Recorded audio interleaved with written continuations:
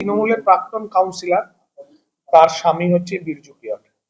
শুধু এইটুকুই পরিচয় নয়, কমল অধিকারীর সঙ্গে থাকতো এবং পুলিশ কেন অ্যারেস্ট করেছে, কি কেসে অ্যারেস্ট করেছে, তার থেকে কি পেয়েছে, এটা আমি এক্ষুনি বলতে পারবো না। এটা প্রশাসন জানে। এবং কি কারণে মৃত্যুটা তার কি কারণে, স্বাভাবিক মৃত্যু নাকি রকম মৃত্যু, সেটা তো আহ, বিভিন্ন ডাক্তারি পরীক্ষা, পোস্টমর্টেম রিপোর্ট এর পর বোঝা যাবে। তবে প্রশাসনের মতন প্রশাসনের উচ্চপদস্থ অফিসাররা এটা দেখে নেবে যে কেন, কি কারণে হয়েছে, কেন হয়েছে। আমরা সরকারের তরফ থেকে সরকারিভাবে আমি বিধায়ক হিসেবে বলতে পারি যে বীজপুরের প্রতিটা নাগরিক আমার চোখে সমান। প্রশাসন সেক্ষেত্রে আমার থেকে যদি কোনো সহযোগিতা তারা চায়, নিশ্চয়ই দেবো।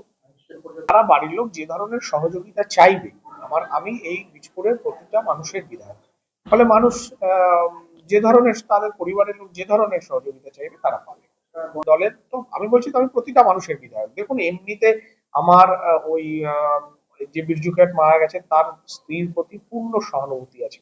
কারণ একদম সদ্য স্বামীহারা একজন, দুটো বাচ্চা আছে, তার জীবনটা অত্যন্ত কঠিন। ফলে এই কঠিন মুহূর্তে তার দুঃখ বেদনাটা আমি অনুভব করতে পারি, যে তার বাচ্চা দুটো বাবা হারা হলো, স্ত্রী তার স্বামী হারা হলো। ফলে তার প্রতি আমার পূর্ণ সহানুভূতি আছে এবং আমি আর 5টা মানুষ বীজপুরে যেমন তাদের প্রতি সহানুভূতি আছে, আমার এনার প্রতিও সহানুভূতি আছে। একজন বিধায়ক হিসেবে ওনারা আমার কাছে যে ধরনের সাহায্য চাইবেন সেই ধরনের সাহায্য পাবেন। বলার প্রয়োজন নেই, পুলিশ পূর্ণাঙ্গ তদন্তই করবে, সবটাই ঠিক ভাবে হবে, এ নিয়ে কোনো সন্দেহ নেই। এখন কি কেসে পুলিশ ধরেছে আমি জানি না কিছু।